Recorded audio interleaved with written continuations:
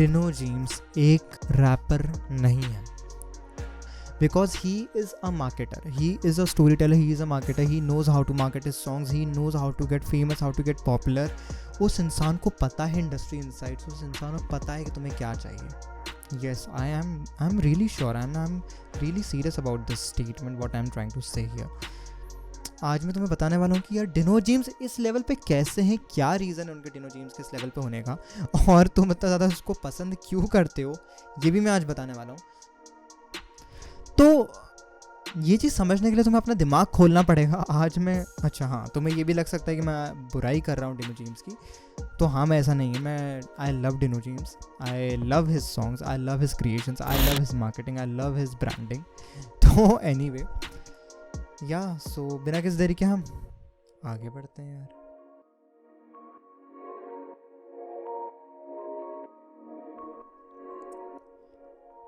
अच्छा, आगे बढ़ने से पहले जल्दी से जाके इस चैनल को सब्सक्राइब कर दो. मैं एंड यस आज मैं शुरू करता हूँ. तो आज मैं बहुत सारे टॉपिक्स को कवर करने वाला हूँ. आज मैं सबसे पहले बात करने वाला हूँ यार केटरिंग ऑफ द नीड्स, कि वो कैसे केटर करते हैं नीड्स को. हर एक इंसान, नॉट हर एक इंसान, but what audience want, how he creates that need, even how he creates that niche what the audience wants. उसके बाद मैं बात करने वाला हूँ ब्रांडिंग ऑफ द म्यूजिक के बारे में, कि यार ब्रांडिंग कैसे करते हैं वो अपने गानों की, क्या रीज़न है उनके ब्रांडिंग इतना ज़्यादा पॉपुलर होने का, क्या रीज़न है. फिर उसके बाद में मैं बात करने वाला स्टोरी के बारे में, कि उनकी स्टोरी क्या है, इतनी अच्छी स्टोरी टेलिंग कैसे कर लेते हैं वो. फिर बाद में बात करने वाला हूँ यार you know why he is so respected man, why he is so damn respected. फिर मैं बात करने वाला हूँ कंक्लूजन की आखिरी में. सो यस, तो सबसे पहले बात करते हैं केटरिंग ऑफ द नीड्स के बारे में. देखो, आज तुम एक कोई भी डीप टॉपिक उठा लो, भले कोई भी डीप टॉपिक हो, फॉर एग्जाम्पल ब्रेकअप हो गया, या फिर फॉर एग्जाम्पल तुम्हारा डॉग नहीं रहा, you had a pet and he is no more, और ही और शी इज़ नो मोर, और maybe you have a pet but you know you feel so damn attach to it. तो तुम्हें उस type का भी एक song मिल जाएगा, तुम्हें एक ब्रेकअप सॉन्ग भी मिल जाएगा, तुम्हें एक पेरेंट्स के ऊपर सॉन्ग भी मिल जाएगा. You will find a thank you song for the god as well, for this world, for this humanity on his channel, on his productions, on his catalog actually. तो तुम्हें हर टाइप का एक गाना मिल जाएगा. अब इसका रीज़न क्या है? सबसे पहले एक चीज़ समझो, मोस्ट ऑफ द रैपर्स क्या कर रहे हैं. अब ये चीज़ हम लोग समझ लेते हैं. मोस्ट ऑफ द रैपर्स आज के टाइम में, फॉर एग्जाम्पल एमिवे बंटाई हो गया, कृष्णा हो गया, या फिर और भी लोग हैं, रफ्तार, बादशाह is also hip hop artist. पहले बता दो, फिर तुम बोलोगे यार he is not a hip hop artist, he is a hip hop artist. Not most of the songs are hip hop, concentrated. You can go and listen his a few songs. मैं तुम्हें बताता हूँ, तुम उसका एक therapy song सुनो, it's one of the best songs. उसके बाद में ड्राइविंग स्लो सुनो, बहुत अच्छे सॉन्ग्स हैं, बहुत अच्छे क्रिएशंस हैं बादशाह के. एनी अगर तुमने नहीं सुना तुम जाके सुन सकते हो. बट मेरा पॉइंट यहाँ पर ये है कि कहीं ना कहीं ये लोग हैं, एमिवे भी है, और भी कुछ लोग हैं, बट और इवन बहुत सारे अंडरग्राउंड रैपर्स है, बट ये लोग इतने बड़े लेवल पे इसलिए नहीं काम कर रहे हैं, या फिर इस लेवल का कंटेंट इनका नहीं है, just because they are basically focusing on their own production. मतलब वो जिस टाइप के सॉन्ग्स बना रहे हैं, आई एम नॉट सेइंग कि they are very hated, but मैं ये चीज़ बोल रहा हूँ कि जिस टाइप के वो लोग सॉन्ग्स बना रहे हैं वो एक बहुत डिफरेंट कैटेगरी के सॉन्ग्स हैं. वो एक प्रॉपर हिप हॉप सॉन्ग्स है जिसके अंदर maybe they are dissing someone, maybe they are basically trying to tell their struggles कि मेरे साथ में इसने ये किया, मेरे साथ में इसने वो किया. But what Dino is doing, Dino is basically covering all of the parts. वो एक नॉर्मल सा सॉन्ग भी बना रहे हैं, वो एक डिफरेंट सॉन्ग भी बना रहे हैं. मतलब इसका ये है कि वो एक बहुत हिप हॉप कैटेगरी में भी और एक बहुत नॉर्मल कैटेगरी में भी. दैट इज़ वाई मैंने फॉर द वेरी स्टार्टिंग में मैंने बोल दिया था कि is not just a rapper. वो रैपर नहीं है, वो एक प्रॉपर एक स्टोरी टेलिंग कर रहे हैं, एक चीज़ बता रहे हैं अपनी. तुम अगर देखोगे तो उनके हर कैटेगरी के सॉन्ग्स मिल जाएंगे, जो कि बहुत सेंसिबल है, बहुत सेंसिबल अप्रोच है as a song creator. I love his songs, I love his thank you song. बहुत सारे उनके सॉन्ग्स है. कालिया सॉन्ग उनका बहुत अच्छा है, एक सचिन सॉन्ग उनका बहुत अच्छा है, विश लिस्ट एक सॉन्ग उनका बहुत अच्छा है. तो ये जो पर्टिकुलर सॉन्ग्स हैं ये एक बहुत सिंपल कैटेगरी से निकाले गए सॉन्ग्स. अगर मैं तुम्हें बहुत सिंपली बताऊँ तो ये कुछ ऐसे सॉन्ग्स हैं जो कि बहुत अगर मैं तुम्हें बोलूँ तो बहुत ज़्यादा डीप एंड सॉन्ग्स हैं. या फिर मैं तुम्हें बोलूँ तो बहुत कम ऑडियंस को पसंद आएंगे। विश लिस्ट हर ऑडियंस को शायद पसंद नहीं आएगा, शायद आ भी सकता है if you are a struggler, और मे बी तुम बहुत ज़्यादा स्ट्रगल करो तो तुम्हें बहुत ज़्यादा पसंद आएगा। एक unstoppable is one of the song जो सबको पसंद आ सकता है। इवन अगर मैं तुम्हें बताऊँ, गर्लफ्रेंड इस सॉन्ग जो कि सबको पसंद आया है, सबको पसंद आया। मेरी बहुत सारी गर्ल फ्रेंड्स हैं, not girl friends but girl friends हैं, जिन लोगों को बहुत ज़्यादा पसंद है गर्लफ्रेंड सॉन्ग। इवन अच्छी मज़ाई सॉन्ग भी बहुत ज़्यादा लोगों को पसंद है। तो कहीं ना कहीं वो केटरिंग प्रॉपर करना, एक नीड को समझना कि यार इस टाइप की नीश में नीड है। जब गर्लफ्रेंड सॉन्ग आया था तो वो एक नीड थी। लूज़र सॉन्ग आया था तो लूज़र सॉन्ग का बेसिक पर्सपेक्टिव क्या था कि I am a loser and I accept myself as loser. मैं बहुत नीचे हूँ, मैं बहुत नीचे गिरा हुआ हूँ। इस टाइप के सॉन्ग्स नहीं हैं मार्केट में, उस टाइम पे तो नहीं थे, आज भी इस टाइप के सॉन्ग्स नहीं हैं। और सॉन्ग्स का पर्सपेक्टिव क्या होता है, अगर तुम बहुत एक अच्छे लेवल पे अगर तुम सॉन्ग सुनते हो तो मैं तुम्हें बताऊँ तो सॉन्ग्स का हर बार एक पर्सपेक्टिव बहुत सिंपल होता है कि तुम्हें समझने की बहुत ज़्यादा रिक्वायरमेंट है कि कभी भी गाने नॉर्मली नहीं बनते हैं। हर बार आपको एक नीश को केटर करना पड़ता है, आपको एक नीश बनानी पड़ती है हर गाने में, वरना म्यूज़िक तो सबके सेम भी हो सकते हैं। तो ऐसा है कि हर बार आपको डिफरेंट कुछ करना पड़ेगा। और जो डिनो जेम्स कर रहा है वो बहुत सिंपल है कि कहीं ना कहीं आप एक खुद की नीश क्रिएट कर रहे हो, जो लोगों को चाहिए वो आप दे रहे हो। सिंपल है, that is what he is doing. फिर हम लोग बात करते हैं यार ब्रांडिंग के ऊपर। अब सिंपल बात है, ब्रांडिंग कहाँ से होती है यार। डिनो जेम्स एक बहुत स्मार्ट रैपर तो नहीं बोलूँगा बट बहुत स्मार्ट स्टोरी टेलर। देखो कैसे, जब बहुत पहला सॉन्ग आया था इनका लूज़र, वो कौन से चैनल पे रिलीज़ हुआ था? It got release on being Indian, तुम्हें पता होगा, बीइंग इंडियन चैनल पे था। और सिंपल बात है, बीइंग इंडियन चैनल पे आने का बहुत सिंपल मतलब ये है कि उस टाइम बीइंग इंडियन चैनल एक बहुत हाइप्ड चैनल था, बहुत बड़ा चैनल था, क्योंकि साहिल खट्टर ऑब्वियसली उस टाइम वीडियोस अपलोड करते थे and Sahil Khattar was very popular, like one of the flagship YouTuber of that time. अब वो ऑल द बॉलीवुड और टेलीवुड साइड में चले गए, बट एनीवे उस टाइम बहुत बड़े एक यूट्यूब चैनल था बीइंग इंडियन। तो जब यूट्यूब चैनल पे बीइंग इंडियन चैनल पे लोगों ने डिस्कवर किया कि हाँ दिस इज़ अ गाय जिसका नाम है Dino James who is rapping and ये बंदा बहुत कुछ कर रहा है, तो ऑब्वियसली बात है यार कि लोग समझेंगे कि यार बिहाइंड द स्टोरी क्या है, ये बंदा इतना अच्छा रैप कैसे कर सकता है। वो कहीं ना कहीं धीरे धीरे करके पुश होता गया।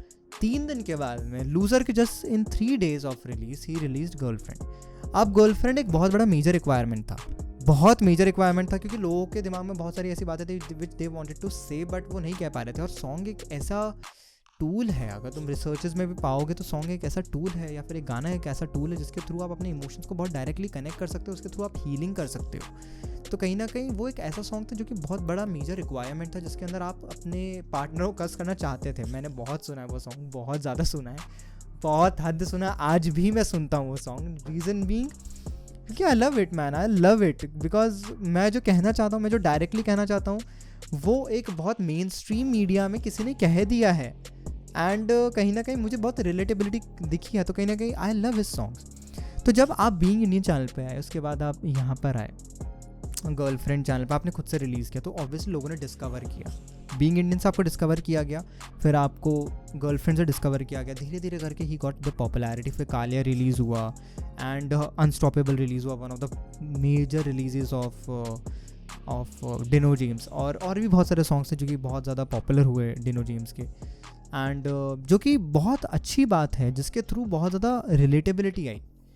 अब तुम देखोगे हर सॉन्ग के अंदर एक स्टोरी, अगर आप डायरेक्ट एक सॉन्ग शुरू कर दोगे तो आप कनेक्ट नहीं करोगे। तो सेम जो चीज़ है ऑब्वियसली सेम चीज़ जो कि मुझे लगता है डिनो जेम्स के बाद में बहुत ज़्यादा स्टार्ट हुई कि हर कोई स्टोरी दिखाने लगे अपने गानों के अंदर, जो कि बहुत सेंसिबल अप्रोच है, बहुत सेंसिबल अप्रोच है, बिकॉज स्टोरी होना बहुत इंपॉर्टेंट है, तभी वो ब्रांडिंग सक्सेसफुल होगी।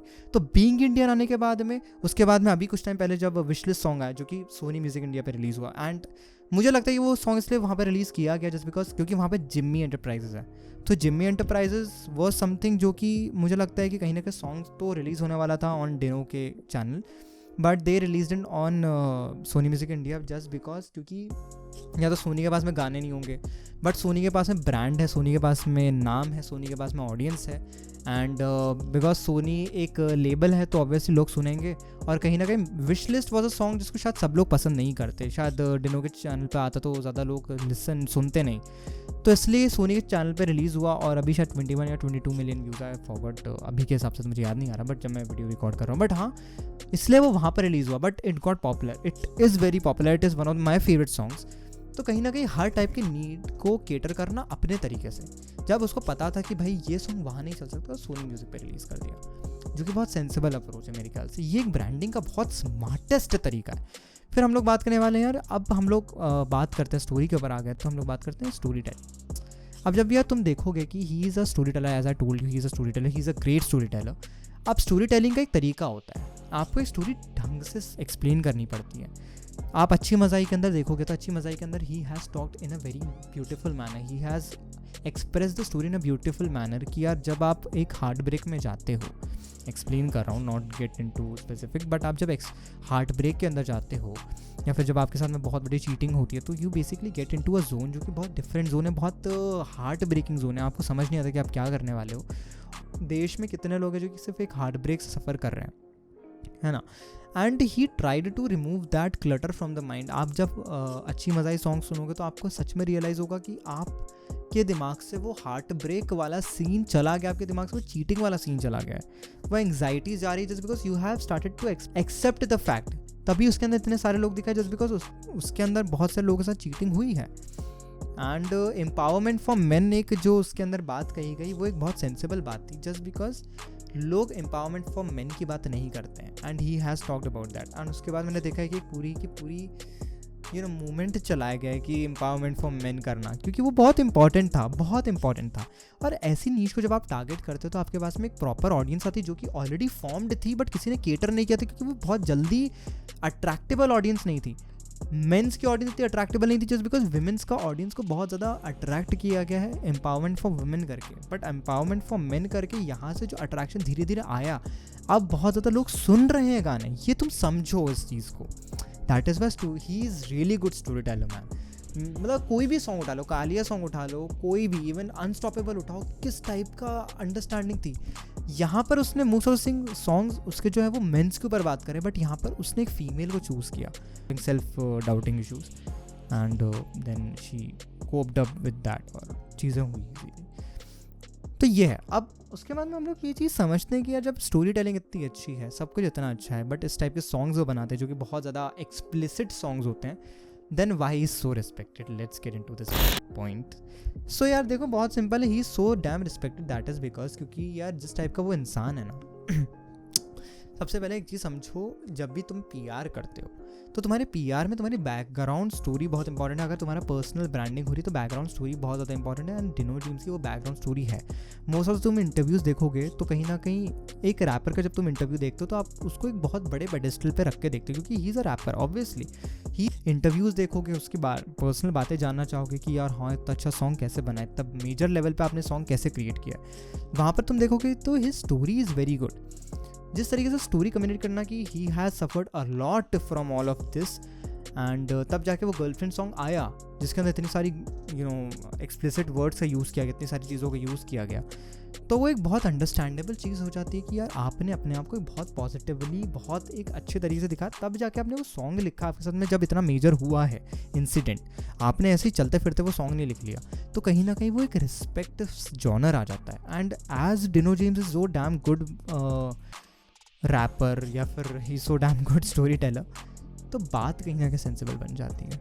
And all in all I would like to say कि यार he is one of the best rappers out there, one of the best story tellers out there. मुझे लगता है उनसे बेटर कोई स्टोरी टेलिंग कर सकता है, और जिस टाइप से वर्ड से वो प्ले करते हैं वो भी ब्रांडिंग में बहुत बड़ा पार्ट प्ले करता है, बहुत बड़ा रोल प्ले करता है। कि just totally insane man, like I love his songs and I love his way of expression, and I really want to meet him once यार। मतलब अगर कभी ये वीडियो अगर उन तक पहुंचता है मुझे से यार, तो तुम्हें ये वीडियो पसंद आया तो जल्दी से आकर लाइक और शेयर कर दो इस वीडियो को, क्योंकि लाइक और शेयर करना इंपॉर्टेंट है।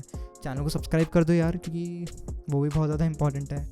और यार ऐसी कमाल की videos only at life talk.